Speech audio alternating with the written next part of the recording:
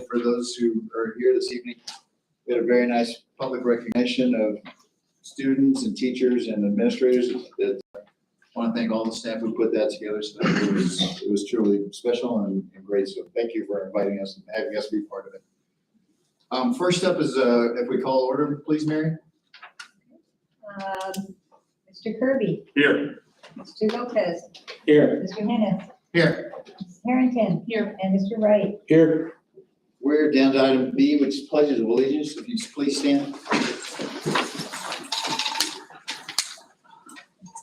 I pledge allegiance to the flag of the United States of America and to the republic for which it stands, one nation, under God, indivisible, with liberty and justice for all.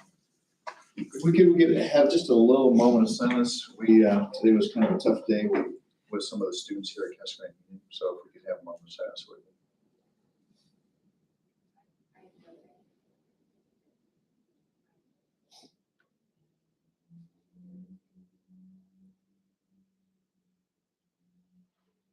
All right, I thank you very much. First up on the agenda this evening is the adopt the agenda as presented. Is there any discussion or a motion to approve that, please? I motion to approve. Second. You have a motion by Taylor and a second by Kelly. Any other comments? If not, call for the vote, Mary, please. Mr. Kirby. Yes. Mr. Lopez. Yes. Mr. Hennis. Yes. Mrs. Harrington. Yes. And Mr. Wright. Yes. You also have before you the minutes from April 5th and April 11th of 2022 is presented. If there's no other, the draft minutes is presented, so if there's no other changes or not, we go ahead and take a motion to adopt those, please, if we could. Move to approve the minutes as presented. Second. Motion by Chuck, second by Taylor for the approved motions of April 5th and 11th is presented. Mary, the vote, please. Mr. Kirby. Yes. Mr. Lopez. Yes. Mr. Hennis. Yes. Mrs. Harrington. Yes. And Mr. Wright. Yes. Dr. Battle, let's do some more recognition. I like that. That's good. Who's gonna go first? There you go. Mr. Mazzy, let's go first. You don't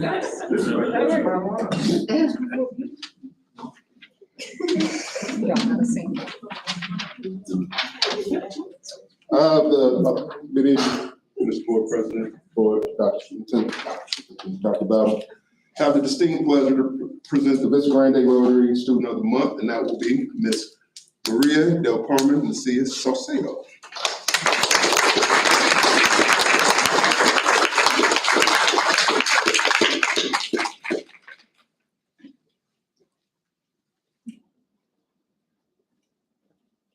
Carmen's parents' names are Joaquin Macias and Guillermina Macias. Oh, I said that. There we go. That's when you're joking. That's my weekend. List of school activities and accomplishments for Carmen. She's in student council, National Honor Society. She's a member of SAC, and she's also a member of Link Crew. Carmen also has a distinct pleasure of laughing at my jokes first before we send them over to PA. Carmen's accomplishments: she's received the Vista Grande Academic Achievement Award for 4 years of high school. Freshman year, she has received the Most Improved Player Award for track and field. Sophomore year, she's inducted to NHS, and she's been in student council consistently, successfully putting together a dance or any other major school event like Spartan Fest is always an accomplishment that we always thank Carmen for. She really works hard around Mr. Grande. A list for personal activities and accomplishments: making art, roller skating. I know y'all still did that. Swimming, and socializing more throughout high school. And just to add on to that, when Carmen first started reading the announcements of Mr. Grande, she was a little shy. But she's come out and she's become phenomenal at it. Carmen's plans after high school: she's planning to attend ASU. She's currently undecided on her major, and some of her life goals, like she would like to achieve, are giving back to her parents. She's very humble. She states that her family brought her up without much, starting barely with anything, and she believes that they deserve more for the hard work that they put in and obstacles that they've overcome for her throughout her young age. So again, Miss Maria Del Carmen Macias Saucedo.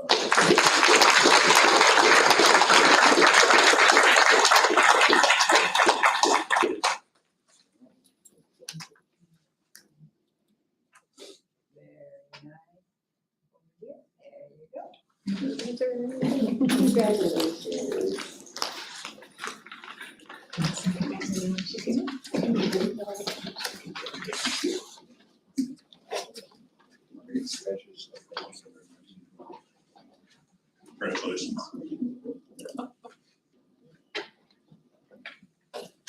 Go after Vance. I don't tell jokes like Vance, but I have a much easier name to mention, but I'm excited sometimes when I get to pinch hit and cover for our principal. Our Rotary Student of the Month this month is Victoria Greer, a face that I see regularly at school. Come on up, Miss Victoria.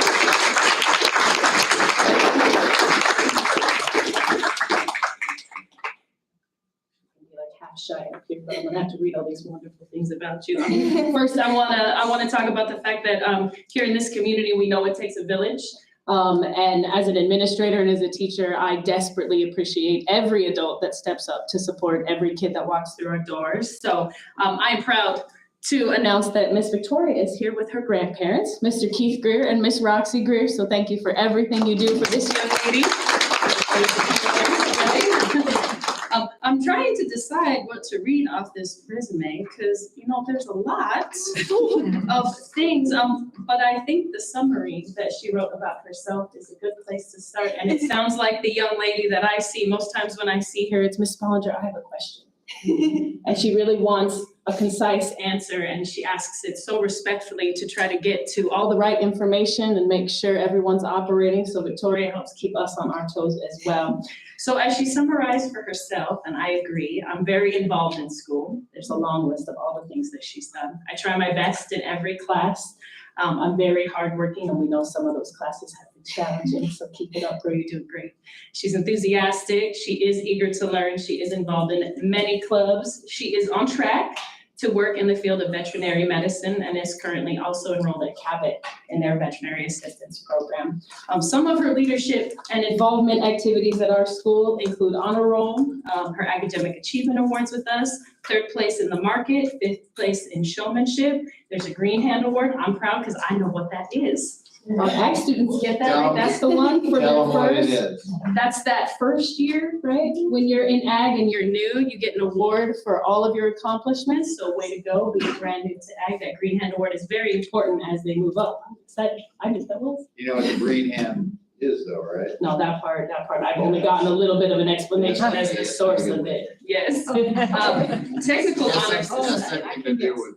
Yes. Yeah. Not fun farming things, that's why I don't do the ag thing. Yeah. She's been in the newspaper for showing some of those animals. 4-year member of student council, several officer positions, Key Club, FFA, Linked Crew, Honor Society, HOSA, basketball. Right, Cougar Buddies, a club that is near and dear to our heart that helps support inclusion for all students on our campus to have that full high school experience, and National Technical Honor Society. That's just what she does with us. She volunteers at the food bank. She helps out with all those events with Key Clubs along with Miss Cassidy and Pinal County Animal Care and Control. So thank you for all of the things that you do, not just for us, but our community. And I'm excited to see what you come back and share with us from when you've moved on about all the wonderful things you're going to do next. Thank you. Oh, I gotta be in the. There we go.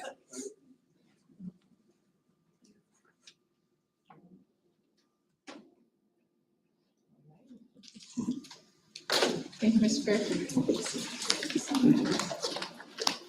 Congratulations, you're a lady. According to Keith. You are right. Grandma, grandpa. Congratulations. Lisa. Dr. Bello, just for recognition, Keith Greer Yes, sir. was the principal Yes. at Cascade Union for which years, Keith? 2002 through 2008. And did a really excellent job, and I had a real privilege of being there with Keith during that time. Did a lot of great things.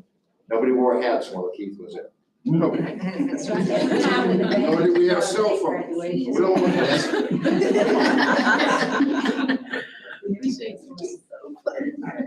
So I am here tonight to present the CTE Student of the Month from each campus. So for the month of May, from Union High School. Trip, come on up.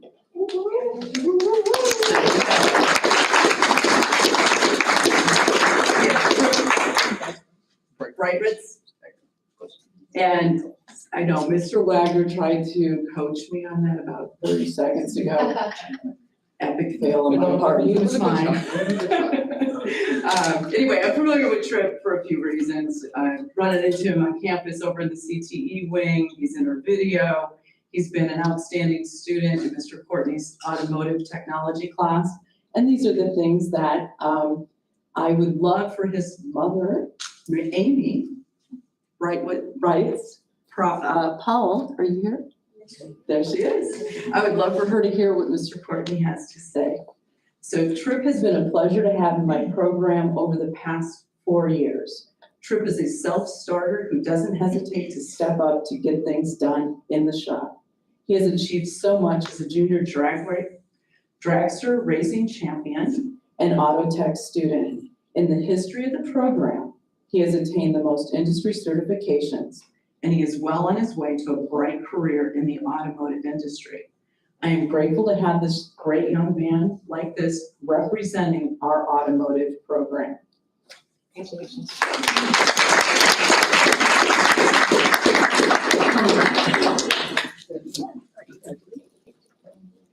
Wow, Trip. There you go. Yeah. Do you want me to go do it? Mom, we're gonna get you in the picture, so hand me your camera. Get over there. Yeah, no, Trip, get back there. We know your mom. We're just gonna get in here. You don't want me to. There we go. You guys are so cute. He's so big. Okay, we gotta do one this way too. Gotta be Instagram postable.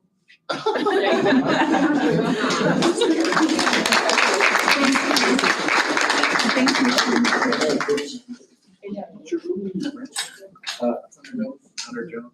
Yeah. Congratulations. All right, and I have from Vista, from Ed Professions, Trinity Martinez.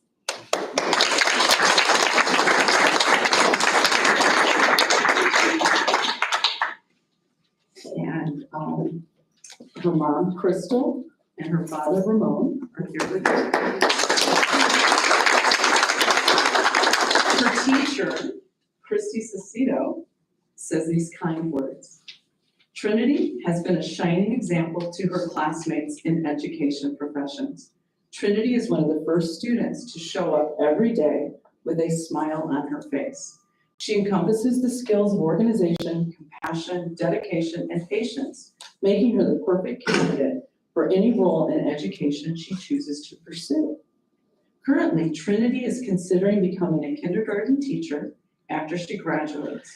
I thoroughly enjoy the energy Trinity brings each day to our small group and how she demonstrates how to be an exceptional student while training to be a remarkable teacher.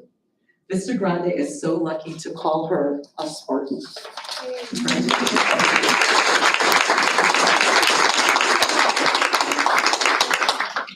Come back and we'll hire you.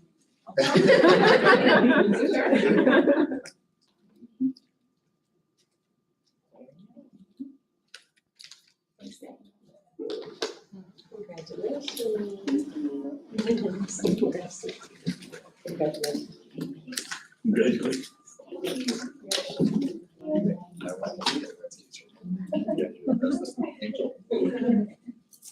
Congratulations. Maybe, I'll call you back up.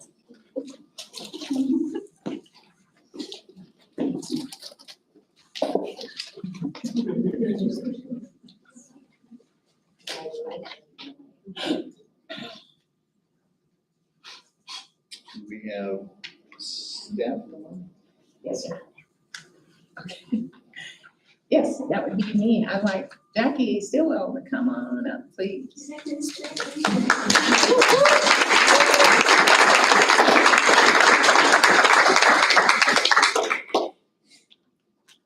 Well, I get to tell a little story about Jackie. I started, you all were here. I started, and I tell you, we had a big project to do from the very beginning. And I had a chance to meet wonderful administrators in the crowd, and and we were realizing we needed to take another look at our student handbook. And they said, hey, we've got a rock star who will be able to knock this out, reorganize it, and put it together. And without a doubt, when you have too many administrators, it's difficult at best. But she listens carefully. She was able to see what we needed to do to increase the flow. She already had background about some things that were confusing to families. She works with our Vista family, and she does discipline and support. Used to be, we've moved a few checkers at Vista with leadership, but she was with Vance, but now she's still with Mr. Marrero, and just doing a fabulous job. And that job is not easy. And there's a lot of time that I go over there that she's not ready to give me a hug and a smile and just greet me warmly. And I see that happening with little people who are not making good decisions sometimes. But she's so respectful to them, and we are so grateful to have you here at Castleman. So congratulations, Jackie. We appreciate you. Thank you.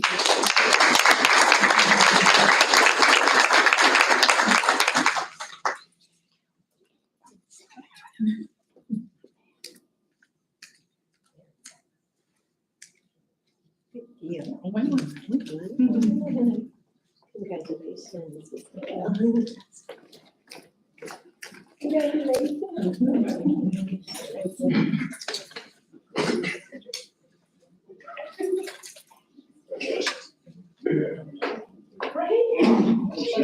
Thank you.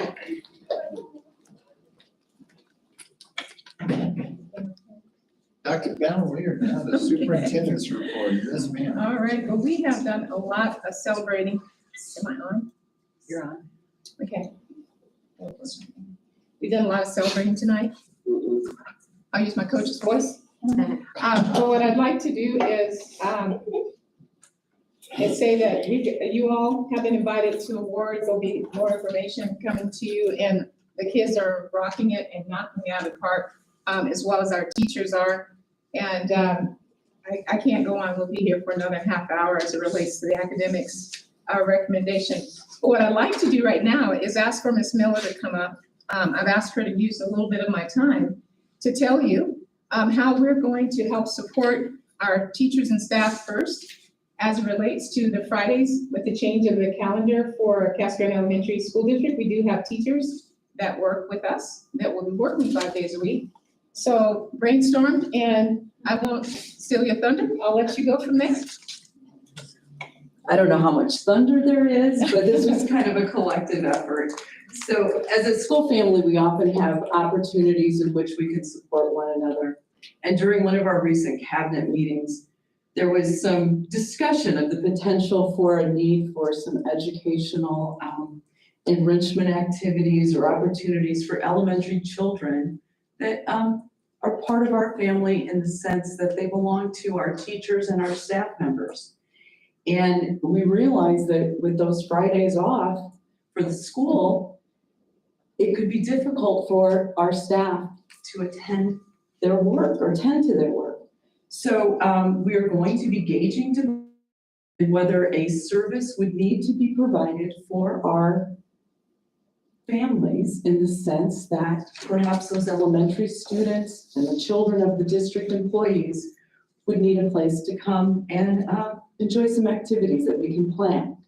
So first, I'm going to send a survey out to every employee tomorrow. They'll have about a week to fill that out. And that's to help us determine if there's even a need for such a service. I do know of a few people personally that have no family in the area and could very well benefit from such a service. So once we find out the need, then we'll begin planning based on what the needs are. Our intention is to offer this to employees of the district in the beginning. This will be an opportunity perhaps for the Casa Grande Union High School District to kickstart a teacher preparation program with our high school students along with area college students. And if it grows enough and there's enough demand, perhaps it could even be turned over to the entire community as well. So we have some ideas. We're going to check the demand and see if it's there and warrants a service, and we'll keep you informed, and we hope you can support our idea. Great. Very good. You bet. Thank you very much.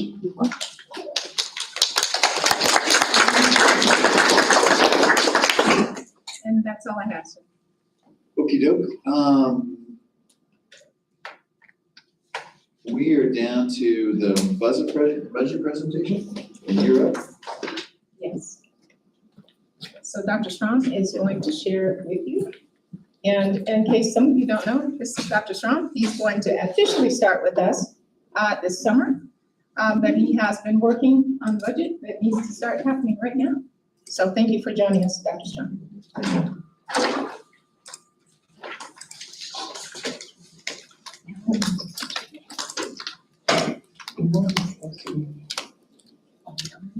Oh, I'm sorry, Mr. Dr. Strong. I guess Melanie and Dr. Their presentation was.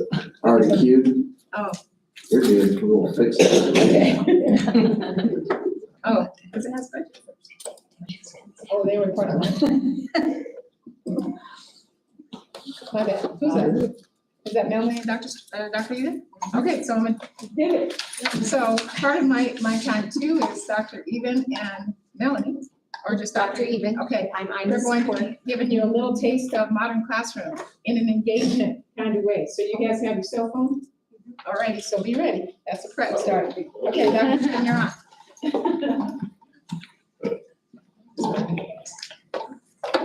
Good evening, President Pettis and members of the board, Dr. Bello. I'm excited to be able to share with you about the work that we've been doing with Modern Classroom Project, and to share what's been going on this year, and also to share some plans that we have for the upcoming year. Now, you may wonder, why are we implementing the Modern Classrooms Project here in Casa Grande?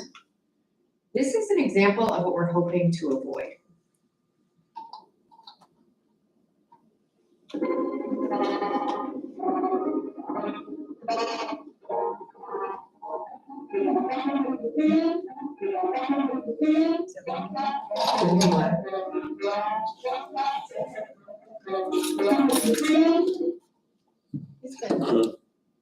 Anyone remember that? Yeah. Run, right? And who's the voice in the background? The teacher, right? So we are working to avoid that in our classrooms through implementing the Modern Classrooms Project. So before we get started with my presentation, I'd like to learn a little bit more about all of your experiences and how they may relate to what we just saw. Anyone here is welcome to scan the. It will. It will work. We have a survey. Take a moment to scan the QR code. Hopefully it will work.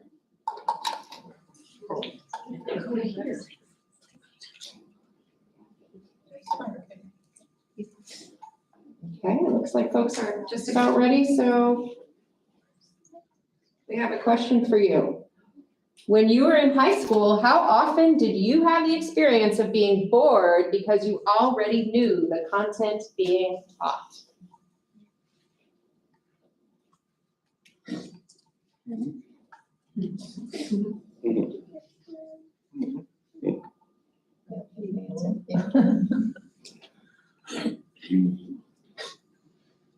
Okay, so if you look at the data as it's changing, right, almost everyone sometimes had that experience. And there were a few people in this room that almost always felt that way in their classrooms growing up. I want to share a quick story from my own life of what can happen when we're bored. And so my father grew up he went to school in Pennsylvania in a one-room schoolhouse. And there was first grade on one side, second grade on the other side. And his teacher wanted him to feel challenged. And so the teacher let him do his first grade work and then go over to the other side and do his second grade work until there was a substitute teacher. And that substitute teacher was there for a while. And she got tired of Johnny going from one side to the other. And so she said, Johnny, make up your mind. Are you in first grade or second grade? So Johnny made up his mind, and then he was in second grade. So that's why my dad graduated from high school when he was 60. So We don't have one-room schoolhouses anymore, but we do have diverse learners in our classrooms. And fortunately, we don't have to sit one group on one side and the other. And now we have the advantage of technology and a lot more advanced teaching practices that can help us really meet the needs of the students that we have in front of us. One more question for you. When you were in high school, how often did you have the experience of feeling lost or confused because either you missed a prior lesson due to an absence or you just simply didn't understand?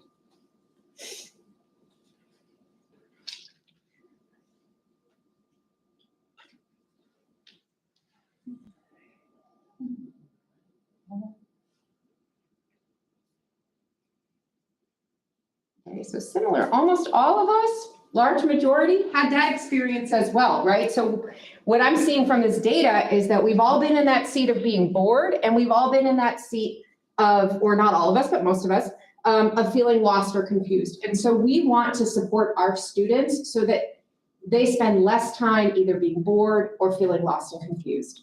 And so our way of doing that is through implementing the Modern Classroom Project. And it aligns directly with our strategic plan and our vision for personalized learning, really utilizing technology to ensure that we're increasing our student engagement and we're able to really differentiate and personalize for the students that we have in front of us. So what is the Modern Classroom Project? I believe you've all seen some of the videos previously, so this isn't new to you, but just as a reminder, there are really three key components to our Modern Classroom Project. It starts with blended instruction, which is really a blend of the technology, particularly through the instructional videos that are created by the teachers in Modern Classroom Project, a self-paced structure that really supports teachers in making sure that students can control the pace of the learning and the teacher can track and understand where students are every step of the way. And then finally, mastery learning, that students only progress to the next lesson when they have demonstrated mastery of the content. So where are we now in this journey? So this year, we've been fortunate to have 12 educators who have volunteered to complete the Modern Classroom Project virtual mentorship program. And the virtual mentorship program involves taking the free course, which is provided on the Modern Classroom Project website, with the support of an expert mentor. And these mentors are with them every step of the way as they build and create lessons and build their systems and structures in their classrooms. And so our 12 educators have completed at both schools. They overwhelmingly really appreciated the learning from the program. Their overall rating was 9.6 out of 10, 100% would recommend to a colleague. And you can see on the bar graph how they rated their own growth in terms of the competencies that were taught in the course. So beginning from 11% feeling confident creating an instructional video to then 100% feeling comfortable with that at the end of the course. Knowing how to plan a self-paced unit of study increased from 16 to 100%. The other competencies, we kind of started around 50%, but also increased to 100% on assessing student mastery and using technology to help students learn. And then the clear vision for students learning increased from 63 to 86. So our teachers are feeling increasingly confident with these skills in their classrooms as a result of the training. And I'm going to dive in a little bit deeper into the three components and some examples from our very own teachers' classrooms and their work in the course. So when we talk about blended learning, we do talk about in Modern Classroom Project, these instructional videos being the core. And you can see our teacher, Crystal Vallegas's, how she has structured her progress tracker, and then she has the videos that supports them and with important cues along the way for where students should stop and take notes. As they are watching the videos. And one thing I do want to say about the videos, because there is, I think sometimes there's a fear that students are going to be watching videos all day long and that's all they're going to be doing. And it's really important to understand that these videos are very short. They are 6 to 9 minutes long. So students will watch the video. And then if they're confused, they can rewind, go back, look at it again. But most of the time that they are spending in the classroom is with opportunity to ask questions and get help and support from the teacher in small group or individually. So it is not being plugged in front of a video all day long. So the next component is our self-paced structures. So the teachers have created daily progress trackers, and then students know exactly where they are and where they should be paced based on the curriculum. And so they can see, am I on pace? Am I ahead? Am I a little bit behind? Do I need support?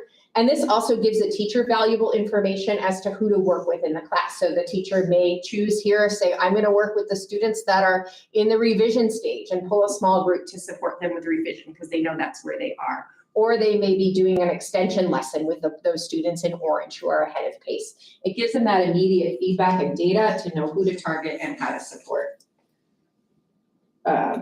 So now for the fun part. Oh, no, I forgot this one. Sorry. So also mastery-based learning, as I stated prior, there are, students don't move on until they've demonstrated mastery. So at the end of each lesson, there's a mastery check that the teacher will then assess. Did they master? Do they understand the content? If they maybe have some confusion, it's an opportunity for the teacher to give some feedback for them to complete it, and then they will move on. And so you can see here on this example of a tracker, students have the things they must do, things they should do, and then they move on through the lesson as they demonstrate mastery. Now the fun part. So Dr. Battle asked us not too long ago to do this presentation, and a member of my team, Dr. Chantel Frazee, said, I have a video guy. So less than a week, she called the video guy. She got all the modern classroom teachers together. She even got some administrators in on the game and had them create a video. So what you're about to see is our Casa Grande Union High School District teachers and students in their first year, some of them in their first month of implementing Modern Classrooms project. But I think that you will enjoy what you're going to see. And hopefully make it sound good.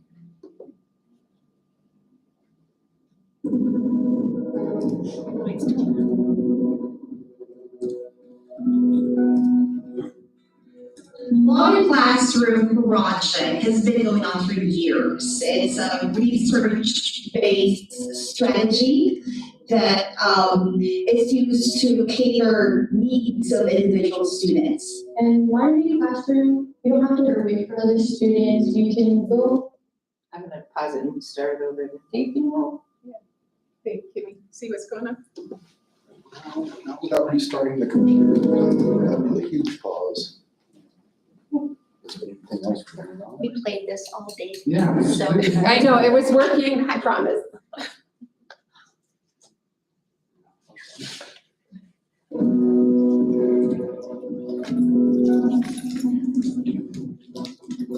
Modern Classroom project has been going on for years. It's a research-based strategy that is used to cater needs of individual students. And Modern Classroom, you don't have to wait for the teacher or wait for them to go ahead or if you're behind, ask the teacher for help, friends. She started by teaching us on the board, and I thought like people don't pay attention and stuff, and so like that was harder.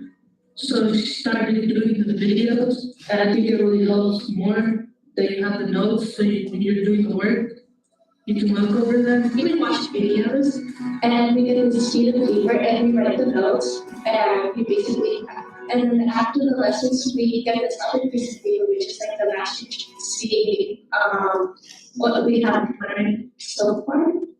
You have your teacher with you all the time. The teacher recorded the lesson for you. All you need to go is to go to your learning management system, LMS, and watch the video of your teacher teaching the lesson. If you don't understand something, just ask the teacher, and instead of interrupting their lesson, you don't have to. It's a little piece of paper, you put like whatever she puts on videos, she's writing down a piece of paper. You get the same piece of paper, you have to write it, and then you have to solve the problem. That piece of paper keeps me on track. If I need to finish the project that I started the day before, I'll put started. And if I'm done with it, I'll put a check mark. And that basically tells me when I'm done and when I have to start off with it. If one of us gets stuck, we can try it on ourselves, or by ourselves, and then ask them. And they can help you step by step of how to understand it. So you can ask the teacher, I usually ask the classmate that's on the same video as I. When I need help, I ask 3 people before I ask the teacher. Or if the teacher's busy, I'll ask the sub or the other teachers in the classroom. I like to say there's almost successful. It helped me better than my best time, you know, it really helped me a lot. And I think it probably really helped me. When sometimes I don't pass the message, my teacher can say wrong, and he always tells me not to like get up or anything. I really like it personally because I'm a fast learner and I like to go ahead, you know, sometimes I wasn't supposed to. You can move on after you finish each section. I prefer taking my time and rereading, going over the video, going back and forth. If I don't understand something, we do the assignment. I really like this Minecraft classroom. It was better than just a teacher running the floor and teaching, you know, just about something I already knew, even though I want to like know more. So I really like this modern classrooms. One of the things that I've learned through modern classrooms that is way to learn, have the opportunity to do my evaluations with some careers English class, and during that class I talked to a couple students about what they thought. And they were all excited about the pace of it, how I was able to help them, and how they were able to run at their own pace, and it was not necessarily being pushed too hard, but they were able to move when they wanted to move, and they felt that it was one of the best things that we've done here at Vista to help them gain their education.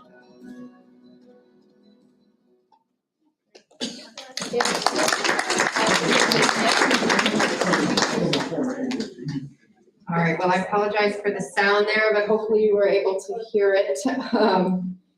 So where are we headed next with Modern Classrooms project? So as we gear up for the next year, you can see here our implementation timeline. This year we have our select group of teachers as well as our subject matter experts who are supporting them in their classrooms, taking the Modern Classroom project training. And for next year, we'll be implementing Modern Classrooms project in 3 courses. Our freshman courses, Algebra 1, English 9, and Investigative Science. And so our team is gearing up now for professional development over the summer to train the teachers in those courses. And then you can see here, beyond 22-23, we'll continue to scale up through the grades and the courses with the students then that will be used to the model, our freshman students as they become sophomores and juniors and seniors. And so we have a multi-year timeline for implementing. We know that it is a shift in our instruction. It's also a shift for our students in how they learn and how we're expecting them to learn. They have to learn some new self-management skills, executive functioning, organization. I think you heard a little bit of that in the video. And so we know that it's a learning curve for all of us, one that we're excited to take on and excited to support our teachers and our students with, because we really do genuinely believe that shifting the way that we teach will shift the way in which we're able to support our students. And so in order to do that, we do have quite a bit of professional development planned for the upcoming weeks and months. And so we do, as I mentioned, have our freshman teachers coming in the right after Memorial Day to work with our team. And then in July, an induction, we'll be sharing a high level with all of our staff so that they understand where we're headed and the key components of the program, and to really build excitement and knowledge across our staff. And then ongoing, we're providing in-classroom support through our subject matter experts and also our blended learning specialist who's here this evening in our classrooms to really help make sure that our teachers have the support that they need as challenges arise and someone to support them as they problem solve. So that is all I have for you this evening, unless you all have any questions. I guess one of the key questions, and I think you've addressed it, kind of to take the concern of the worry or the perception out there, is that the teacher is actively involved with the students on a constant basis, just kind of working around the class, et cetera. And the students are allowed to work kind of at individual paces, but I think some of the perception out there is suddenly you're planting kids in front of a video but that's not what you're trying to accomplish. Not at all, right? The purpose of this is to get away from where you have this, what they say, the sage on the stage, right? Where the teacher is delivering instruction and students are taking notes and maybe they're bored or maybe they're, maybe they're confused, and really to free the teacher up so that the teacher can circulate and support students and be really strategic in who they're working with at what time, and that the students don't have to wait till after class to get help. They can get help from the teacher right then and there if they're confused or need support. So it sort of shifts the way we think about the role of the teacher, but the teacher is still very, very much, I would say, 100 times more involved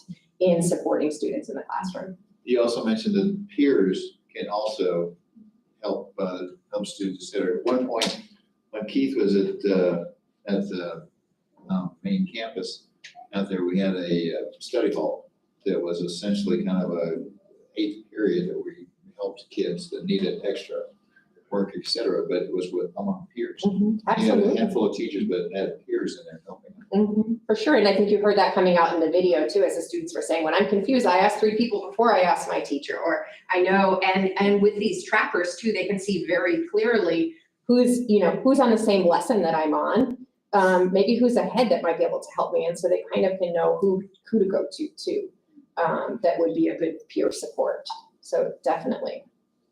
And the final question I had was, as far as for a teacher, the amount of kind of extra work to build videos, to build this, et cetera? Yeah. So the first year is the hardest year. We know that, and we're really working to make sure that we support these teachers.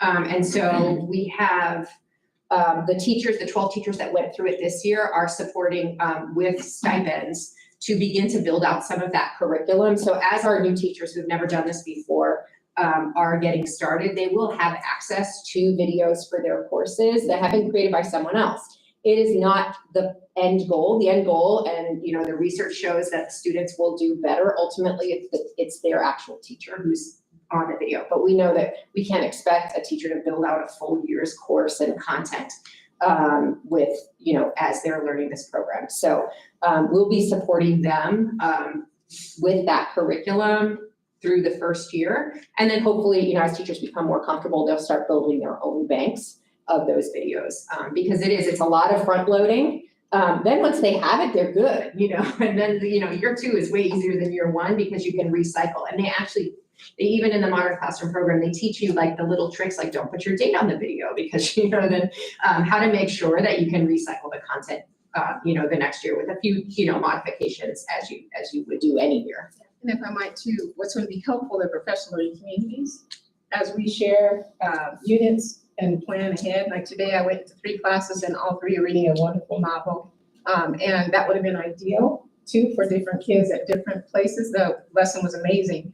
But it's an opportunity kids need sometime. Other kids can go faster. You start grouping them, and the PLC leaders start to help support themselves and start to build that video repository year over year.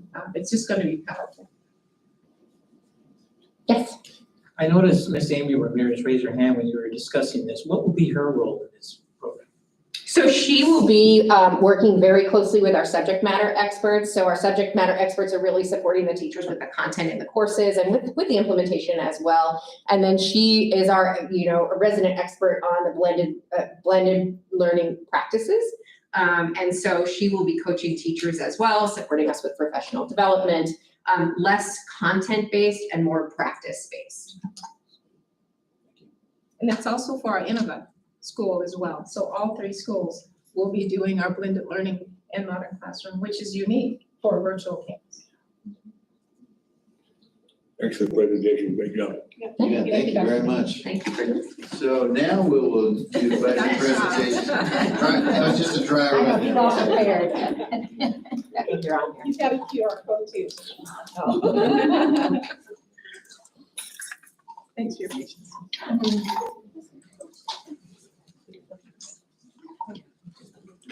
And if anybody who has students, et cetera, would like to make a run for it, always an opportunity. Thank you. Thank you very much. You were here. Thank you.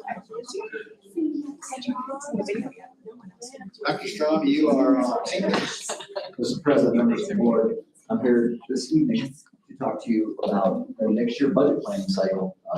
You are probably aware that in June, you guys will see a proposed expenditure budget with tax rates, and in July, you'll approve with feedback an expenditure budget for the 2022-2023 school year. And this presentation is simply preparation to show you kind of what's planned out in next year's expenditure budget. There will be an action item later to this evening on this year's budget. So there's two budget presentations tonight. One is next year, that's this one. And then there's a revised budget that's going to be an action item. All right.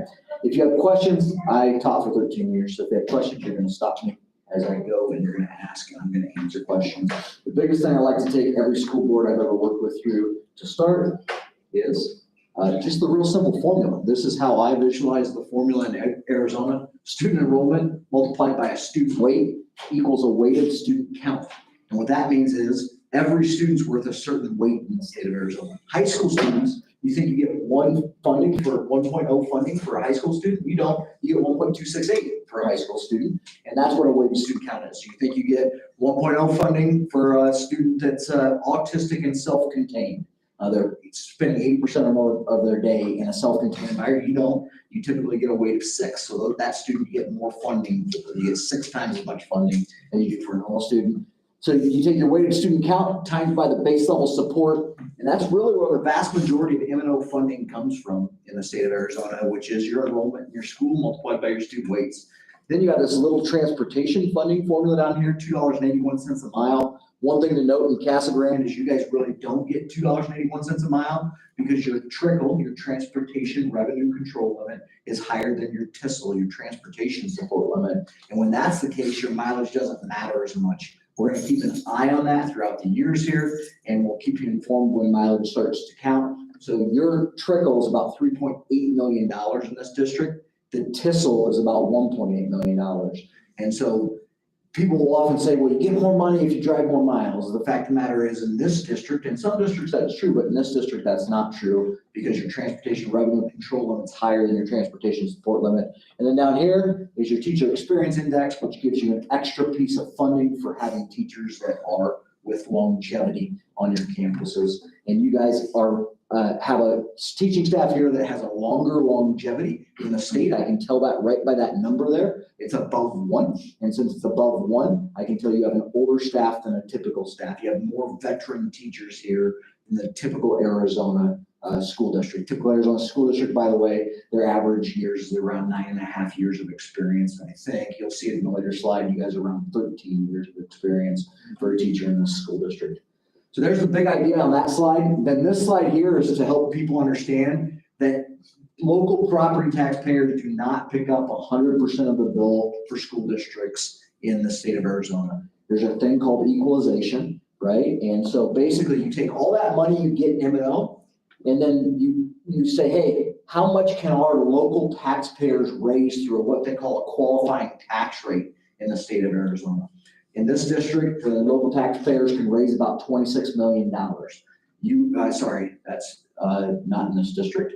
That's your total budget in this district. In this district, they raise about $12 million in local property taxes. The other $14 million comes out of the general fund. The general fund. So here's what you need to know about Casa Grande. 41.1% of the M&O budget is funded by local property taxpayers. 58.9% of the budget is funded by the general fund. Yeah, you're talking about your value added taxes, your VATs, your sales tax, things along the transaction privilege taxes. A lot of people call them TPTs. Your income taxes, your state property taxes, those all go up to state, they go in the general fund. And the general fund then distributes out to districts funds to make up for the total revenue control limit, but it's all proportional upon how much property tax your district can generate. Let me give you an example here. It'll make a lot of sense. Cape Creek generates so much money in their local property tax that 0% of the general fund supports Cape Creek. 100% of their funding comes from local property taxpayers because they have such high assessed valuations, right? Gila Bend, another one close to here. Gila Bend has such low property tax valuations that almost all their funding comes from the state and not through local property taxpayers. You guys are about 41% local property taxpayers, including ag, commercial, and residential. It's all three categories, right? And about 60% from the state fund. All right. All total, you need to know that it also includes, the $2.4 million in transportation control limit difference here, and the trickle tissel difference that counting that 41% of property taxes. All right, some other things that I want to mention to you, this will be prevalent with a conversation we're about to have on the override as well. All total, there's other types of local funding measures and funding mechanics that the state gives districts. And so I like to just mention real briefly, there are other ways to get money besides the general funding formula, all right? So for instance, you can go out and you can get a local override. Casa Grande Union High School District is on a 10% override right now. You can go up to a 15% override on your maintenance and operations fund. You can go out and get bonds. Bonds generally support capital, right? So you can go out and get bonds, those support capital. Those are just some examples below of bonds. You can go out for a capital outlay override for local taxpayers. The top part of this, right, is all local control funding. Local taxpayers voting on whether they want to tax themselves more, right, so that they can support the school district more. And then down below, we have other funding mechanisms. Prop 123 was put into play in 2016 by Governor Ducey. It supplies some extra funds to this school district to the tune of about $680,000. Fund 10 is a classroom site fund. It generates through a 0.6% sales tax. It started back in the year 2000, and it generates extra funds as well. You have gaming money that comes in, and the Indigenous Peoples Fund that comes into Fund 20. I'm just trying to say in this slide, there's other funding sources outside that funding formula that we went over prior. Okay, so Casa Grande local funding, you have the 10% override going on. You guys have spent through all your bonding authority, and the last time you actually sold bonds was in 2015, and you did so on a refinance. So the notes on this are simply that your debt service is about to expire in 2024. That's atypical for most school districts. Most school districts will have a bond levy that supplies debt service, and that's because the capital funding formula in the state of Arizona does not have any inflationary factor. We've been getting the same exact capital funds we've always gotten with no inflationary factor. And in fact, during the Great Recession, the capital funds were reduced by 85%. You only have 15% of your funding formula, and they were just restored at the state level last year. So one way that districts go out and get extra capital funds is through bonds. And then another way to get extra capital funds through a local tax is through adjacent ways. An adjacent ways levy. And the adjacent ways basically support infrastructure issues like ingress and egress to schools, like infrastructure below ground and things along those lines. I'm trying to fly. This all here helps us manage the tax rate. Yes. On the override, the district's had an override in place for a bunch of years. I know for sure you renewed in 2013. I know for sure you then renewed in 2018. I don't know my history past 2013, but yes, prior to 2013, this district, 2013 and sooner, this district had an override. So 2013 all the way to 2022. It's currently worth about 2.6 million. Go back to 90. Oh, yeah, it goes It's way way back. back. Yeah, the question is, overrides usually have to delineate kind of what they're going towards. Yes, and in this case, most of your override funding goes to compensation packages and educational programming. So you want to stay competitive in a market where inflation continues to hit, districts go out for these overrides to support their salary schedules. That's the vast majority of districts that I've been a member of. I support salary schedules, particularly for teachers and classified staff. So if a community doesn't support an override that directly. Yeah, and here's the heuristic on this. It's worth $2.6 million in this district. This district is expected to grow over the next 10 years. That'll probably grow roughly to about $3.3 million. I have this in another presentation I'm going to give tonight. It'll probably grow to roughly about $3.3 million over the next 5 to 6 years. The issue becomes, if you were to take that off the books, how many FTE is that worth? Well, you can approximate real quickly. If an FTE is, worth about $60,000 after employee-related benefits get tacked on top, it's worth about 41 to 45 FTE in this district. At $3.3 million, you start to approach the 66 to 70 FTE. Where those FTE are located, classroom, support staff, instructional staff, classified staff, is up to the discretion of the superintendent and the board, but yes, it ends up being a human capital. We spend 85% of our budgets in public education on people, so it ends up being a human capital issue at some point in time. So yes, the short answer to your question, yes, it does affect people.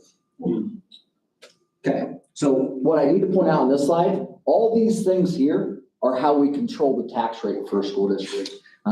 You go out and you ask for an override, it affects the tax rate. You go out and ask for bond dollars, it affects the tax rate. You go out and ask for adjacent wage dollars, it affects the tax rate. Actually, I'll take this back. You don't ask for adjacent wage dollars. Adjacent wage dollars are one thing you don't have to go to the voting public to ask for. It's a board you guys as elected officials can enact an adjacent wage rate on local property taxpayers without a vote. All right. So that's the big overview behind. I like to just help people kind of understand what budget components there are that are going on in the business office's mind on an annual basis. And all this slide is a word cloud for all the things that, school district people deal with in the public finance world. And I highlighted just a few. Aggregate expenditure limit just came up this year. As a state, we can't spend any more than 50% of the general fund on public education. We're spending a little more than that. And so the state legislature had it enact that they could overexpend that aggregate expenditure limit this year. It needs to be fixed on a statewide level. There's several legislatures working on the fix for this aggregate expenditure limit. But until it gets fixed, they have to pass it with a 2/3 vote to override that expenditure limit. It's going to get hit again next year. It'll be an issue for school districts again next year, and we need to have our eyes wide open on that sort of thing. Operations infrastructure. The fact of the matter is, national average is at $7 a square foot to manage operationally your square footage footprint on average. So if you guys have 500,000 square feet in this district, the real spending that should take place in the capital budget is $3.5 million a year, right, for your maintenance and operations. And your DAA allocation in this district is about $2 million. So you can see you start off short already in the state of Arizona for the operations infrastructure portion of this. Competitive salaries and job classifications, this is hitting everyone in Arizona right now, which is how to stay competitive in the market given the inflationary factors that are going on. And up top, the biggest one I like to mention to governing boards that I work with is building contingency funds because you're on current year funding. Folks, your budget, the very first slide I went over, your budget's built for the enrollment of your school district because that's where you get the vast majority of your funding.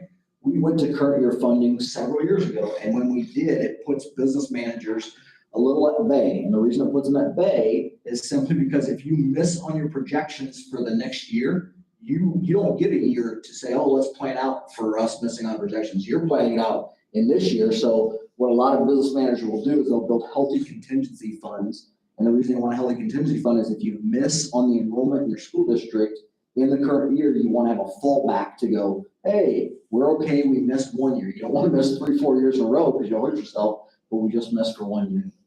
All right, so big idea in this district, this is what I call the funding funnel. Big idea in this school district, where do we get our funds? That's in gray. Where do we spend our funds? That's in blue. 42% after, and on this one, I'm not talking about just your M&O fund. I'm talking about all your funds. Every fund you get in this district, 42% is generated by local taxes, 43% is out of the state general fund. You guys get about 11.3% of your money in grants. You get about 0.4% of your money in state grants. And then you get 3.3% of your money in what I call enterprise funds. When you funnel that all out, how do you spend your money? About 14.4% of your money is spent in plant and operations.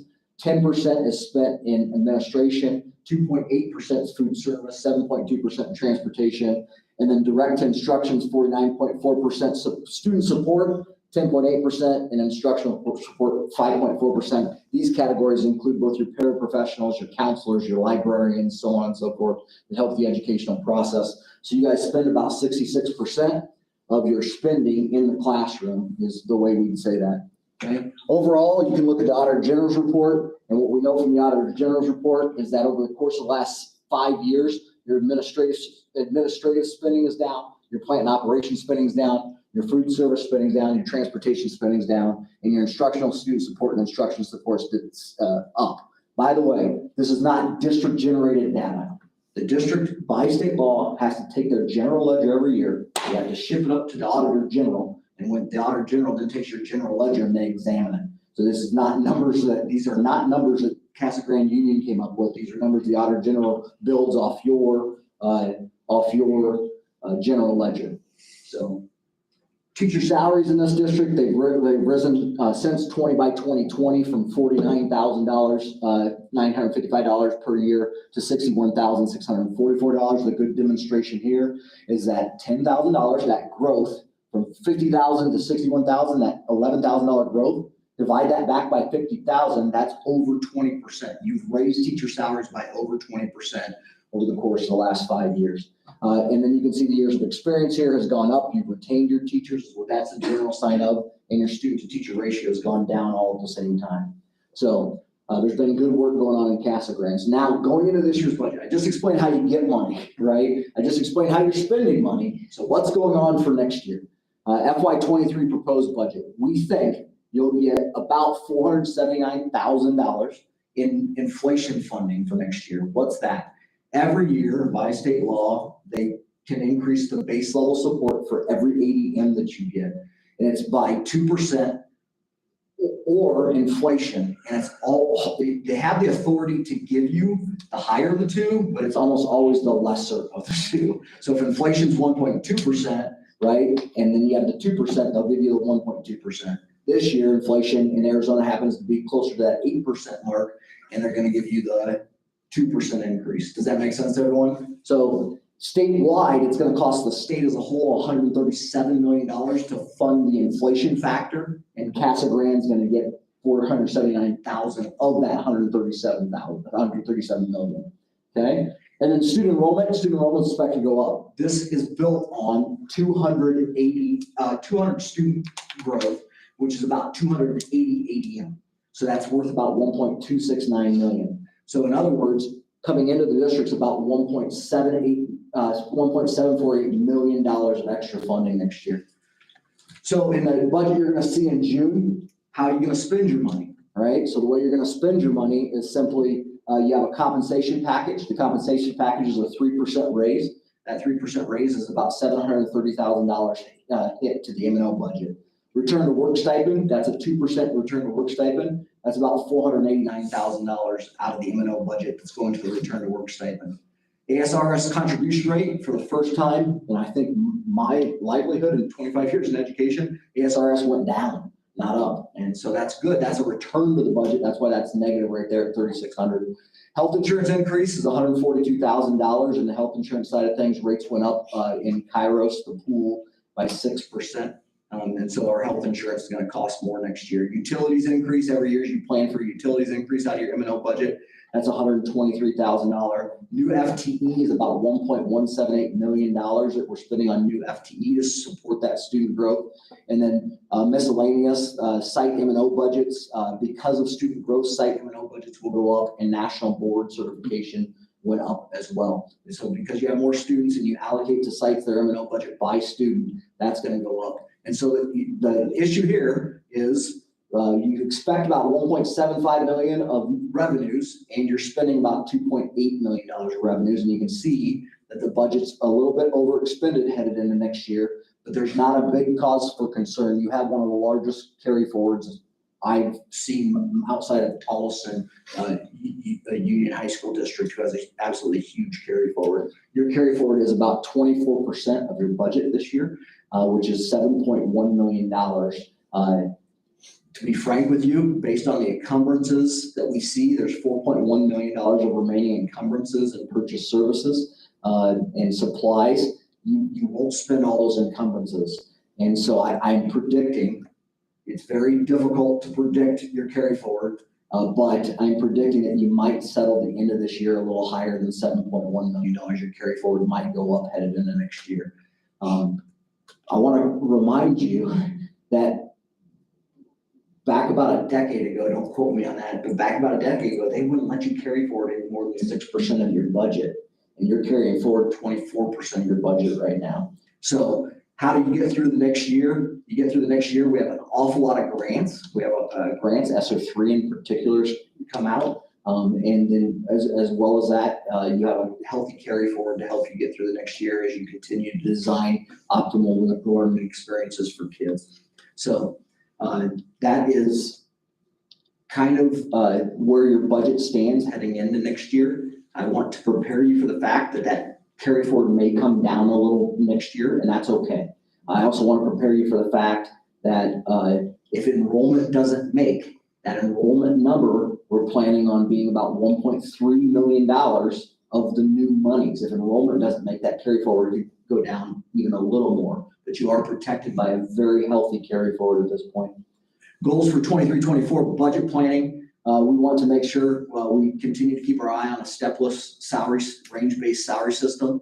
We want to make sure that we continue to maximize M&O dollars for competitive wages. I've gotten several emails on that already. And then we want to make sure that when we're looking at job classifications, we're ensuring everyone is paid with equity across all of our compensation packages based on the HR components of knowledge, responsibility, effort, and working conditions that people are exposed to in their job. Just before you I will take questions. Before you leave the discussion about carry forward, some of the questions specifically, that is there kind of a ratio that most districts kind of use or maintain, or is it just all over the place across the state? Or At this point, it is all over the place across the state. As a financial person for the district, what would be in your mind, what would be a healthy percentage that a district should maintain as reserves for emergencies, for, I mean, to have this kind of carryover? 6 to 10% is generally the range that you'll see districts in the modern. Now, remember that 6% carry forward that you by statute could not carry forward any more than 6%. That was back when we were on prior year funding, right? So 6 to 10% is the amount that you want to carry forward now that we're on current year funding. A lot of states will measure it through a solvency measure, and what that is, if all your revenues dried up today, how many months can you make it with no revenues coming in? And so you'll see states like Iowa where they want 12 months worth of burn rate to be solvent in that state. And then you'll see states like Arizona where if you can get to 3 months worth of burn rate, you're in really good shape. So that'd be about 6 to 10%. So. Was that carryover solely from just the past year, or was that carryover accumulated from a couple of years?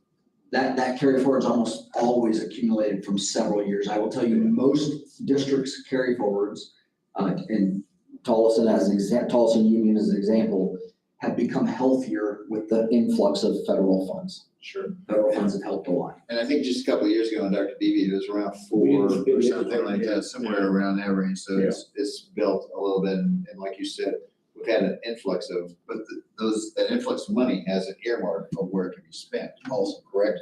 Absolutely, 100% correct, and it has a cliff where as of 24, you're no longer going to be able to spend federal dollars because the grant expires. That's right, and that was a 3-year grant, correct? So 24. 24 is finalized, so that money goes away. Correct. And the goal of most districts right now is to ensure that you have received a gift from the federal government to help the American public through very tough times. And most districts don't want to give that back. They want to spend it through their ESSER funds. And I'll give you an example. Mason Unified has close to $200 million of ESSER funds combined, and they're going to have to spend $8 million a month for the next 2 years to spend through their funds. So, and they're making every effort to get those funds spent. So. Any other questions on this? So in general, just as a kind of summary of all this, you have incoming revenues, you have expenditures that are planned in this budget you're going to see in June. And in reality, we need to prepare ourselves for a little bit of that carry forward is probably going to be spent down in this upcoming year, and that's okay. Now, we say that, and then if we have a budgetarily thin year where the remaining 15%, so out of your M&O pot, 85% spent on people. The remaining 15% is generally maintenance and operations of your building. That's a high one, right? But if some POs don't come in, purchase orders don't come in that are expected, sometimes you can save money in that arena. And then I just want to prepare you, if ADM goes up more than expected, then we could be right back in the same boat where carry forwards higher than expected. If you increase in enrollment higher than you planned in your budget, your carry forward can go up pretty quickly. It looks like we've been, a little bit of the carry is built on investing back in plant and fund, et cetera, that we've got some work to do as far as, I mean, you said we should be spending around 3.2 million, and we've been around 2 point some odd million, et cetera. So there's concern on some of that. I think we had about 4 years ago, we had a group came in and did a complete audit and presented us with kind of where we were at that point as far as what future infrastructure, et cetera, that would be required.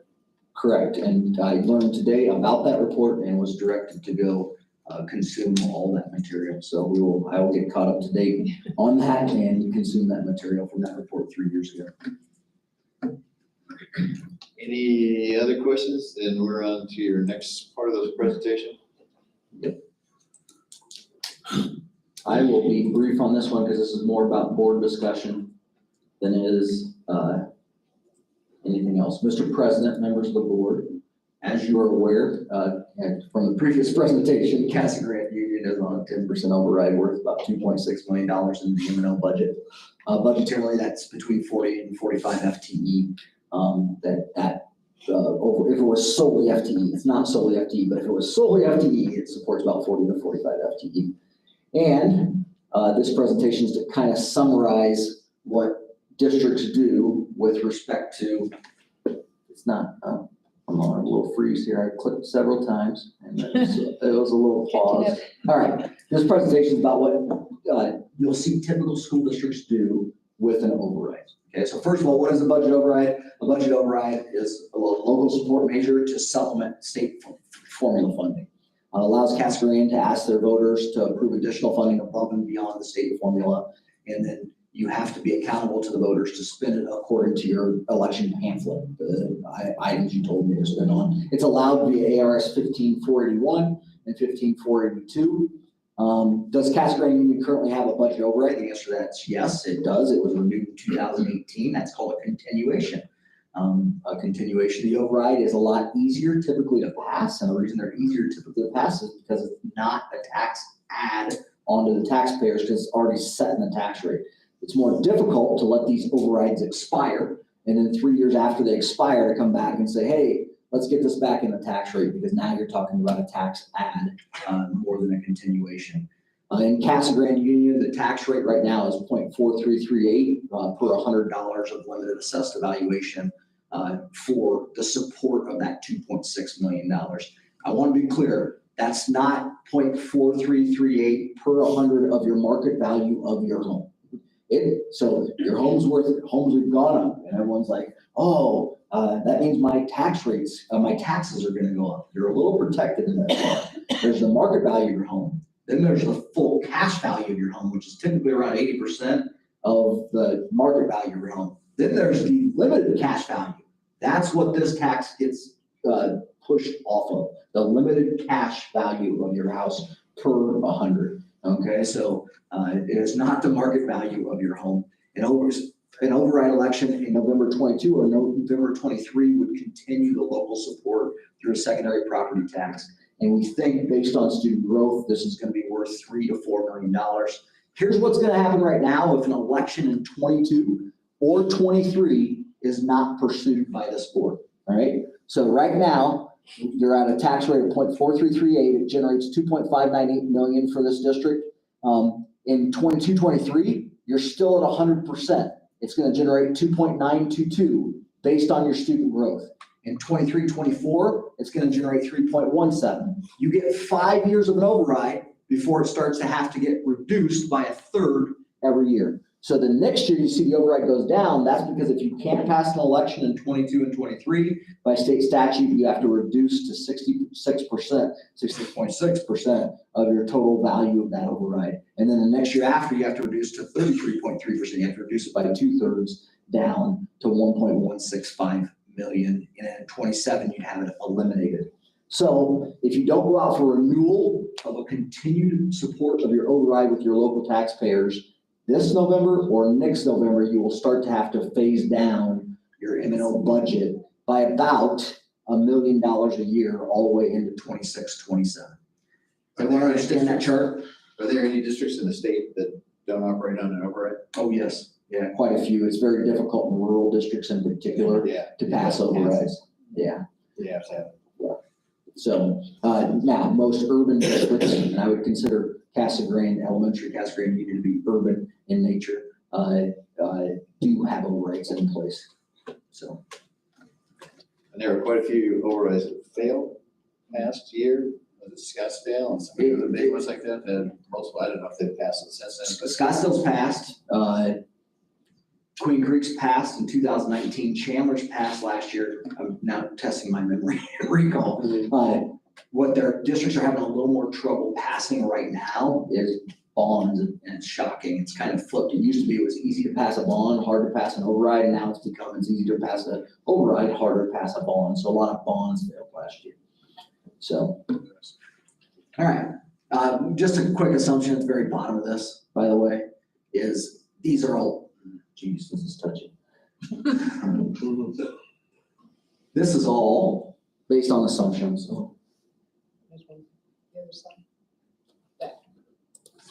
This is all based on assumptions. Okay, so I can project decently well, but if the assumptions miss, it won't be perfect. That's all I'm trying to explain to you there. All right, so here's your options as a governing board. We probably need to get you time to discuss here. Seek continuation November 22. You can go out for election in the 4th year. Why do a lot of districts go out for election in the 4th year? Because then if it fails in the 4th year, you can go out for one in the 5th year and your budget doesn't get affected. That's why a lot of districts seek to renew in year 4. You can wait and you could go out in 23. Now, if it fails, if you wait and you go out in 23, then what's going to happen is you're going to have to figure out how to cut budget right away. Yeah. Okay. And then any combination of the first 2 points, and you can raise it up to 15% if you think the voter populace would be willing to pass, and then that generates more money. I'm not saying that's what you should or shouldn't do. I'm just simply saying these are kind of your options. You could also, by the way, seek an override and reduce it. But now we have a planned budget cut that we're going to have to go through as a district office and governing board team. Okay.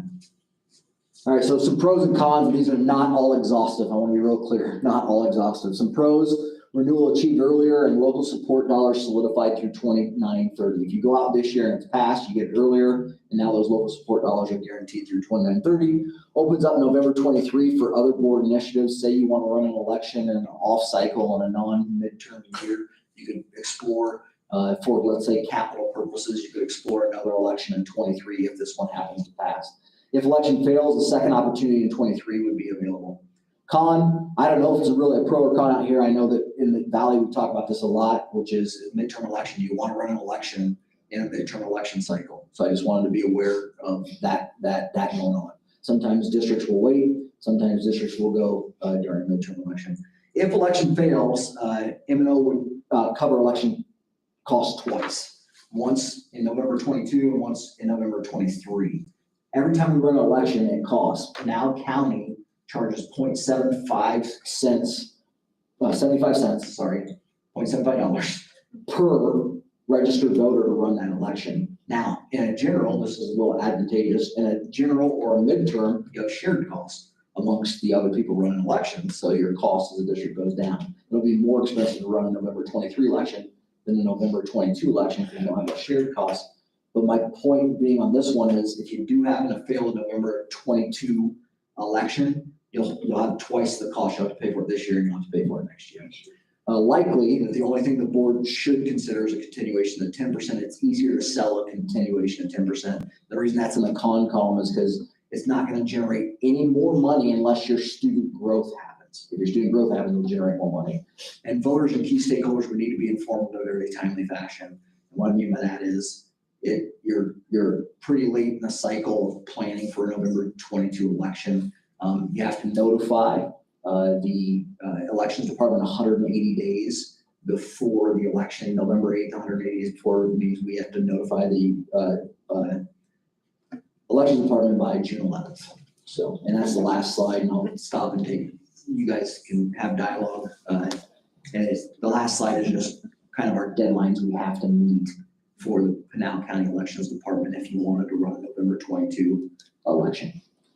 You have to prepare all the pamphlets and everything else and pay for all that going out ahead of time. That's a cost incurred by the districts there. So describing just 22, if you waited till 23, I mean, this midterm election is gonna be, especially with everything going on, inflation and everything else going on right now, interesting times. As a matter of fact, I'm picking your brain as far as what you think about. I think it's as interesting a political time as I've ever lived in, and in 25 years in education, I've never seen a stranger time. You guys, as members, as more seasoned members of the Casa Grande community than myself at this point in time, will know more about the local politics than I will. I will tell you that the midterm election worries quite a few districts in the East Valley. So. What have we done in the past? Well, in the past, we've always gone to, to extend, to But just in a- continue. In the midterm election? Was No, it it's 18, was gotta that be year 5 or is that year 4? Year. 5, yeah, we did year 5 last time. Yeah, so we're at year 3 right now. You're living in year 3 of the M&O budget override, Yeah, and next year will be year 4 of that. You'll be running an election in year 4 if you choose to go out for an election next year.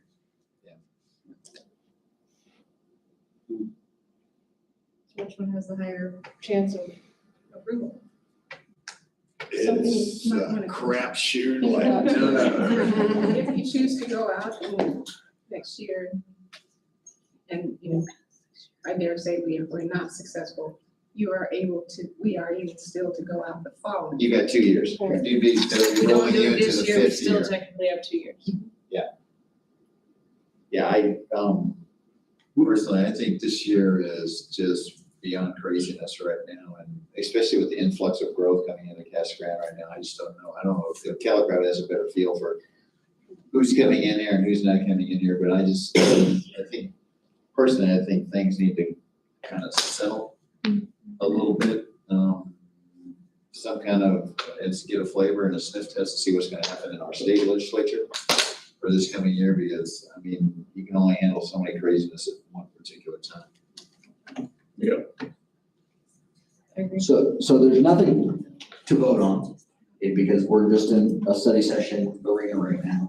But what we think, what Dr. Battle and I think, is that it was our responsibility to tell you that here's the options, right? And here's what you need to know. In conversations you have in your singleton meetings or your coffees that you have with Dr. Battle in a non-quorum fashion.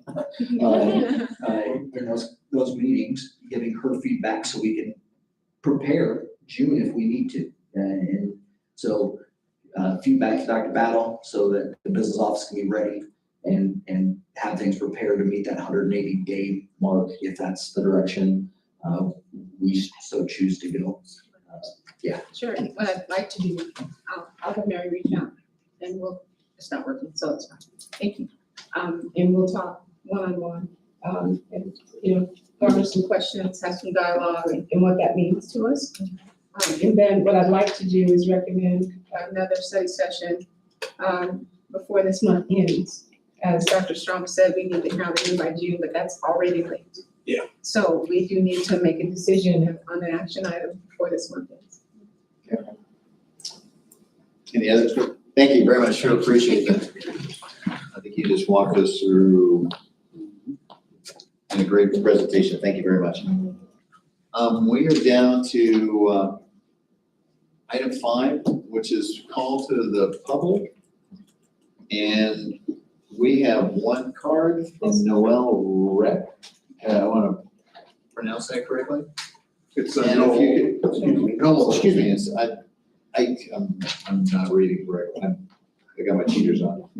That's all right, I've been called worse. I promise I wouldn't. First of all, we're gonna read, what we can discuss and can't discuss in public, or what we can read, what the board can do during call to the public. So Taylor, if you would please read the public content. Sure. Pursuant to ARS 38-431.01H, the governing board may make an open call to the public during a public meeting subject to reasonable time, place, and manner restrictions to allow individuals to address the board on any matters within the jurisdiction of the governing board. After the open call to the public, individual members of the board may respond to criticism made by those who address the board, may ask staff to review a matter, or may ask that a matter be put out on a future agenda. However, members of the board shall not discuss items that are not specifically identified on this agenda. During the open call, the board requests that speakers refrain from voicing complaints against school personnel or any person connected with the district, as it may impact due process rights. Policies KE, KEB, KEC, and KED are provided by the board for disposition of legitimate complaints, including those involving individuals. Thank you very much. Noel, I appreciate that. We normally give about 3 minutes if you'd like to step up to the, I'd like to give you those if I could first. that's great. And the microphone's right there. Okay, I'm not sure if my comments, if they're within those bounds. If they're not, please stop me. We usually give about 3 minutes for comments as was normal. And the board does not respond to things from the dais. Okay. Thank you. It's difficult to mix business with recent tragedy, so before I begin, let me extend my heartfelt condolences for the Murrieta and Coda families and the Casa Grande community at large. I'm Noel Rack, a retired teacher and coach from the Cherry Creek Schools in Greenwood Village, Colorado. 2 years ago, I addressed the board out of frustration with the former superintendent's failure to follow through with several quality ideas and programs that I brought to his attention for the betterment of the district and the community. With the change in administration, I and Susie Wortman, a retired school psychologist from the Casa Grande School District, decided that bringing our experience and expertise to the district was worth another try. The results were a mixed bag, as Dr. Battle and both principals were receptive to listening to us. However, actionable responses from the schools were lacking. In one case, that was the result of decisions of personal privilege. In the other, it was the result of unbelievably unprofessional behavior where 6 separate communications regarding meetings to discuss our ideas and programs were brushed off or unanswered. At that point, my colleague and I decided to withdraw. With the governor, the legislature, and now the Arizona Supreme Court doing everything possible to destroy public education, we reconsidered our position. But how to do so within a system that has shown itself to be unproductive? The 3-minute call to the public is a quick forum to voice our concerns, but not an avenue for true involvement. The site council format, while inclusive of the community, is not accountable to it, as evidenced by the lack of communication previously mentioned. Town hall meetings with the board would be a great start, but I found even a better idea. An April 21st article in the Arizona Republic entitled "Polarized Congress Doesn't Represent Common Ground," while examining a different level of governance, is more than applicable to this situation. The authors explain that the program for public consultation at the University of Maryland has developed policy-making simulations that put citizens in the shoes of policymakers. Diverse members of the community are brought together to be briefed on policy options, evaluate the pros and cons, and make recommendations that are then expanded through online surveys. The results are then presented in a forum with elected representatives and the constituents involved in the process. Groups such as Voice of the People, Civic Genius, America Talks, and local media facilitate the process. The program has been a resounding success. I see no reason why a program of that nature couldn't be implemented here, and we urge you to do so. I know engaging in this type of program would add more onto an already full schedule. When I find the quote from John F. Kennedy regarding the goals that he had set forth for the nation to be applicable, he said in part, "We do these things not because they are easy, but because they are hard." I leave copies of the Arizona Republic article for you, along with my contact information, and I look forward to your replies.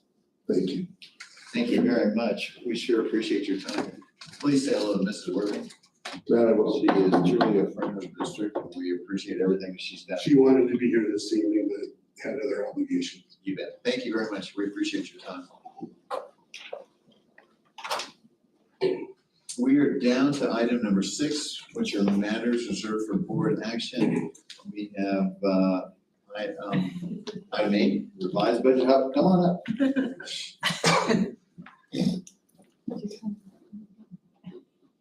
Are we on, Mr. President, are we on revised budget? Yes, sir. All right.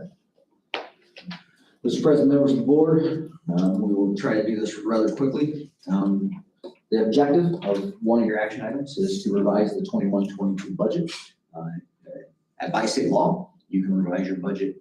It's been in past years two times, once in December, once in May, and has more recently been several times due to the pandemic and ongoing nature of school finance. So our objective is simply to tell you what's overall in the budget. And I'm going up. No, we don't.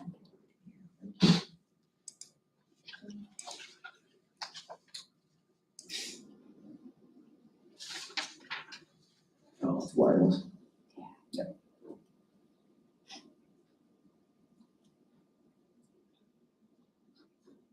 Okay, you're good.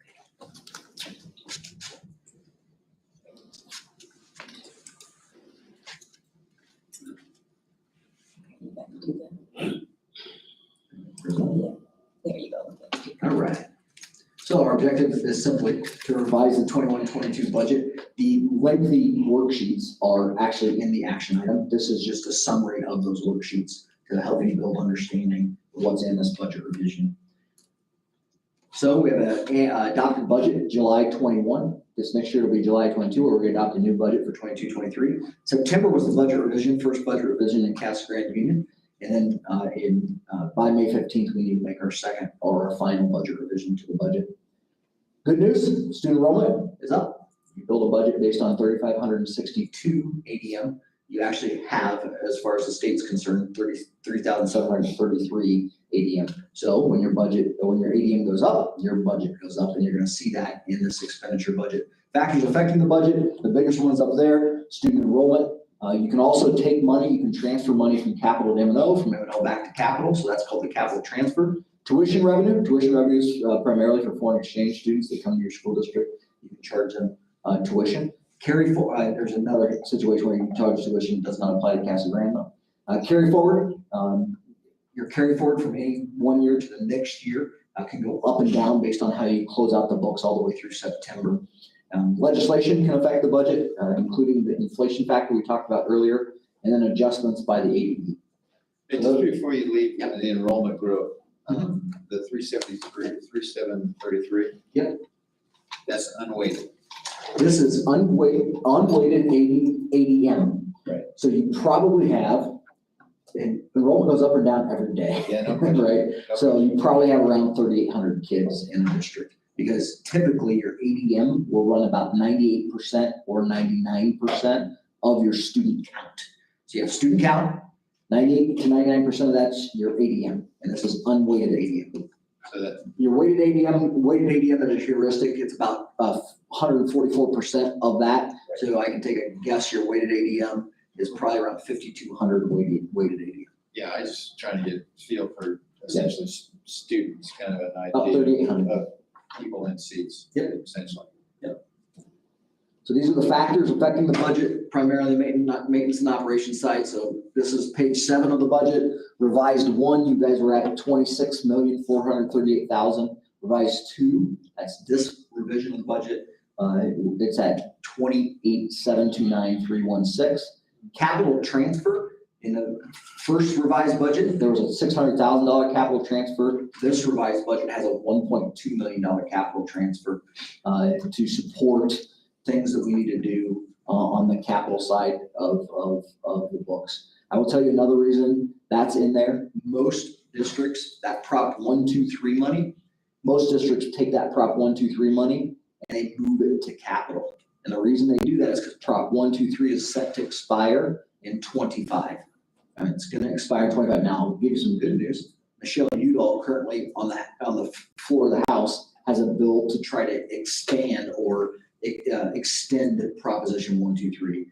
Prop 123, by the way, is not funded through taxes. It's funded through the state land trust. So all the money made off the sale of land that's state owned goes in the state land trust, and the interest earnings is a lot of money, and it goes to support K-12. And what Governor Ducey did is he increased the amount of the revenues based on interest that we're gonna go into K-12. But for right now, it should be, Prop 123 should be considered one-time funds until maybe an extension goes into place, because it does expire in 2025. M&O override has gone up a little. Why would the M&O override go up a little? It went up because of student ADM going up. AD adjustment for a transportation audit, there's a $15,000 reduction because of a transportation audit. That typically means that in this district, it would be that the factor applied for extracurricular activities, CTE, was miscalculated, and so they're just saying, hey, based on that miscalculation, we're gonna give you $15,000 back. You owe us $15,000. And then finally, the carry forward is moving from 6.63 to 7.15, and that's where the books ended up at the end of September in a 7.15812 carry forward. All net being said, your general budget limit in the M&O pot is going from 35.313 million to 37.716 million, an increase of $2.4 million. That is all on page 7. Then on page 8 of the budget, in combination with page 7, you will see the capital budget. The capital budget by formula is worth $2,004,358. There's a transfer of $1.2 million in this budget. And then an interest, when you have cash in your capital account, you can take the interest and add it onto your budget. And so there's $24,000 of interest earnings that we got for the money sitting in the account. And the carry forward ended up being 1.689 million. So all total, you were adding $761,000 to your capital budget, your DAA, District Additional Assistance budget. Good news, both budgets are going in the right direction, and that's because of student growth. Yeah. It's the interest through the county or from LGIP, or where are they, Through the county, yep. Okay, and their fund, they've got a bunch of their money in LGIP up at the state. Yep. And then they apportion out, most counties have millions upon millions of dollars, and they'll take and apportion out that interest earnings to all the districts or entities that have funds with them. I will tell you there is negative interest on accounts too. So if you have accounts like our grants, everybody's grants run in the negative because they work on a reimbursement process. You spend money, you go in the negative, and then you ask the state for reimbursement. So then you get charged negative interest from the county for those. And the goal is to make sure you're earning positive interest in the accounts where the interest can be added to your budget. Capital is one of the areas where the interest can be added to the budget. M&O doesn't work that way. So you try to keep your cash in the right accounts, the interest can be added. So, thank you. Yeah, so that's kind of just a big summary. If you want a summary of how it's spent, 61% of your M&O dollars. This is a little different than the Auditor General's report because this is just M&O, not all your funds, but 61% of your M&O gets spent on instruction as well as instruction, including support staff and instructional staff, and then general administration is about 2.9%. School site administration is 3.1%. You guys can go through the rest, and that's kind of how that expenditure budget is planned. Then you have on page 3, 4, 5, and 6 all your other funds, classroom site fund, unrestricted capital detail. And then, are there any questions? I'm trying to fly. You're flying well. Thank you very much. All right, thank you. So your recommendation is to approve the revised budget as presented, to take us up to the amount presented. Yes. Any other question? Any motion on that? I so move to approve the revised budget. Taylor moved and a second by Chuck. Any other further discussions? If not, Mayor will call for, thank you very much. Mayor will call for the vote, please. Mr. Kirby? Yes. Mr. Lopez? Yes. Mr. Hennis? Yes. Harrington? Yes. And Mr. Wright? Yes. You have before you, to approve their request for proposal for audit services for a term of 5 years. Before you. And it's always 5 years, but then they bring different groups in here. Gina, they bring in a different auditing crew each year too, so it's not the same group that is kind of reviewing you each year. It is the same group. Yeah, run on over to that. So what we do is we go out for bid, and whoever wins that bid, we have that group for 5 years. Yeah, So the past, I don't know how many years we've had Heinz Beach. you have the same corporate group, but you have a It's a different, different group of you have a human different beings team of coming, auditors correct? every year. There's two steady, and then there's usually like one or two that rotate in and out. Yeah, so the individuals may change, but yes, you're correct. Make sure we don't get too friendly. Yeah, that's exactly. Okay, so we have we're just to put an RFP out on the street, right, for audit service for a term of 5 years for fiscal year 2023 to 2027. A motion on that, please. I'll second. Chuck moved, Taylor seconded. Any other discussion? There's only a handful of firms in the state that really do the schools, right? Mary, go ahead. Chuck moved and Taylor seconded. Call for the vote, please. Mr. Kirby? Yes. Mr. Lopez? Yes. Mr. Hennis? Yes. Ms. Harrington? Yes. And Mr. Wright? Yes. And the following item moves to the annual consolidated financial report. This is boilerplate stuff that we have to do on an annual basis. Actually, this law just changed. Okay. So as of this year, you have to take a roll call vote for the approval of the compliance questionnaire in particular. The compliance questionnaire is attached. I went through that, lots of boxes. Okay. As recommended, we need to approve the annual consolidated financial report, the AFCR, and the USFR compliance questionnaire for fiscal year 2021 as presented. Questions or discussion on that? Make a motion?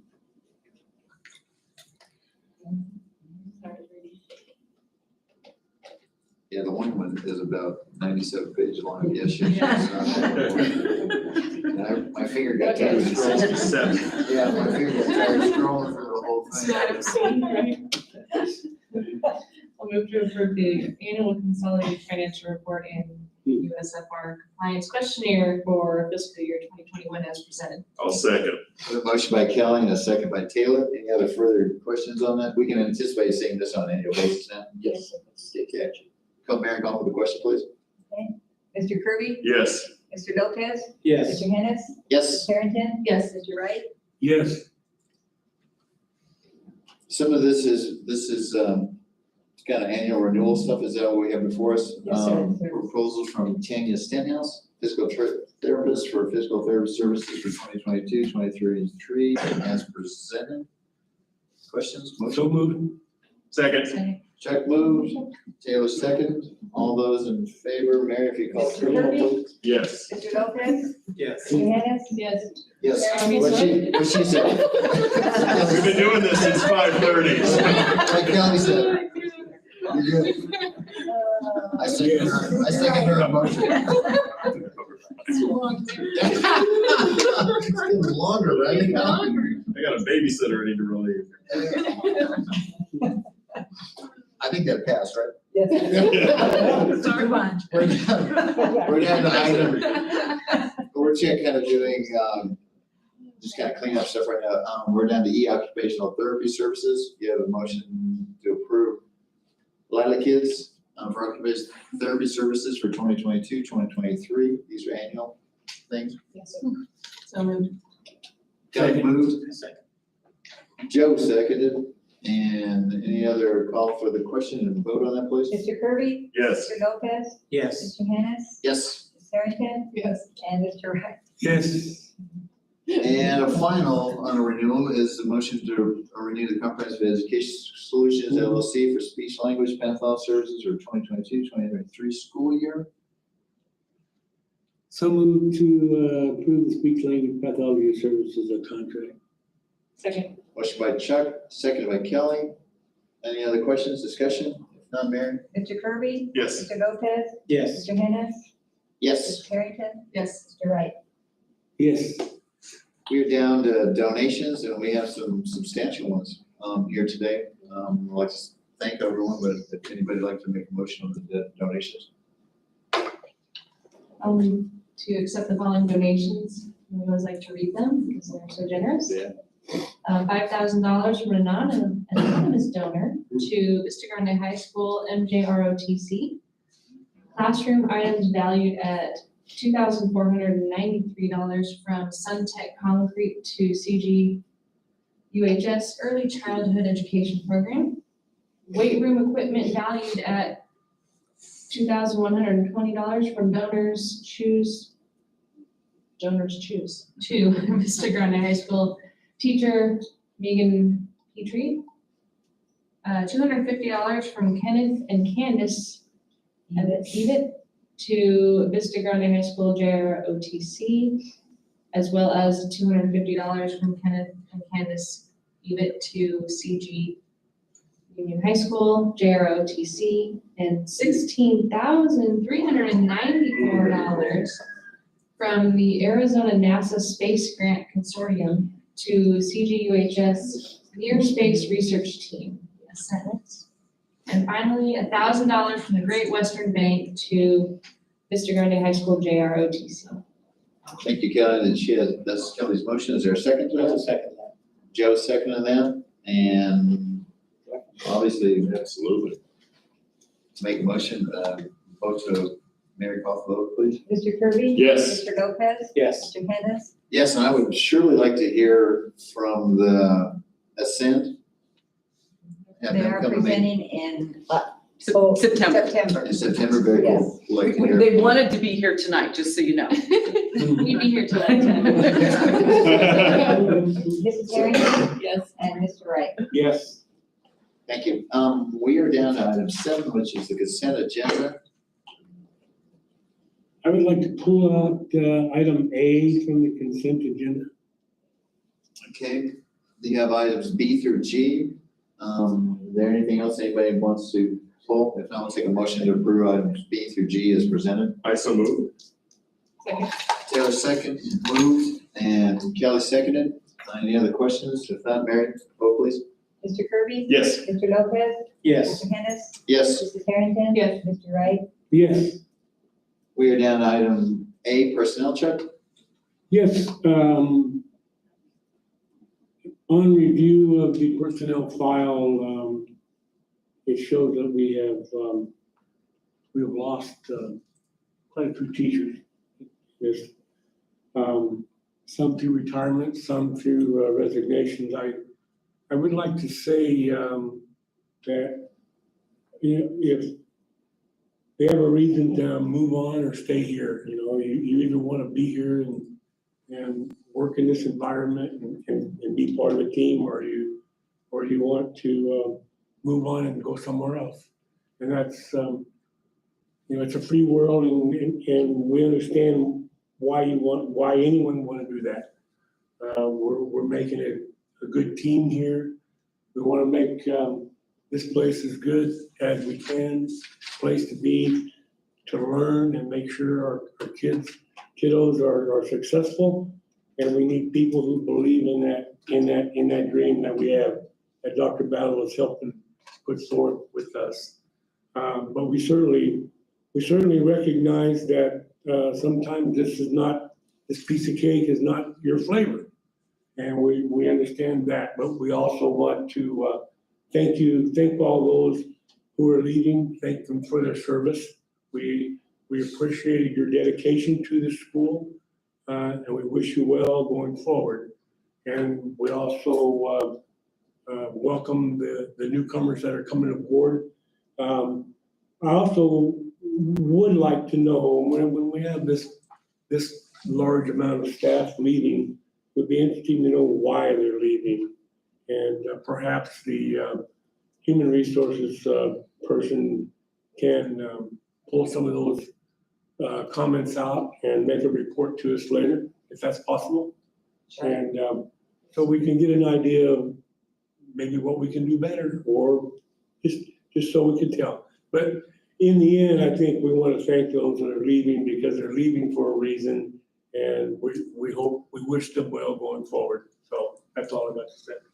Yeah, 100%. I think we just want to say thank you to anybody who's come and served within the district and done as much as they can to help with the students and community of Casa Grande. And, hope and wish them the best for whatever choices they're making, and we hope that they will stay. I think it was mentioned earlier that we have a fairly mature staff, so there might be a little bit of progression, and these are very difficult times right now in teaching. I think everybody recognizes that there's a lot of attacks going on in all directions right now, and it is brutal and unfair. And we hope and pray for you guys on a daily basis, and know that you are truly, we are thankful and fortunate that you're with us and with the district. So, seeing that, we approve the personnel items and that will exempt and related service and administrative renewals as presented. So move. Motion by Chuck, Second. and a second by Kelly. And any other further questions or discussion? If not, we'll call for the vote, Mary, please. Mr. Kirby? Yes. Mr. Lopez? Yes. Mr. Hennis? Yes. Ms. Harrington? Yes. And Mr. Wright? Yes. Yes. And with that, made it out. I have one. Oh, Dr. Valley, Yes, Ms. Corson, please come up here, please. Corson to the front. Yes.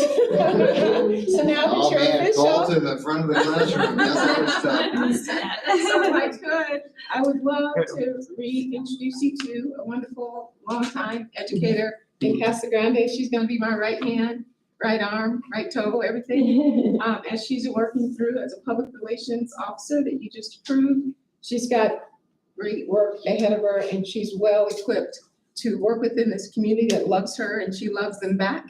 And our kids, of course, she'll continue to recognize them and our students and staff and develop some relationships within our business world to know what we're here to do and create the partnerships for our current schools and our new schools that are coming. We have the right person. So I want to congratulate you on your new gig. Thank you. Thank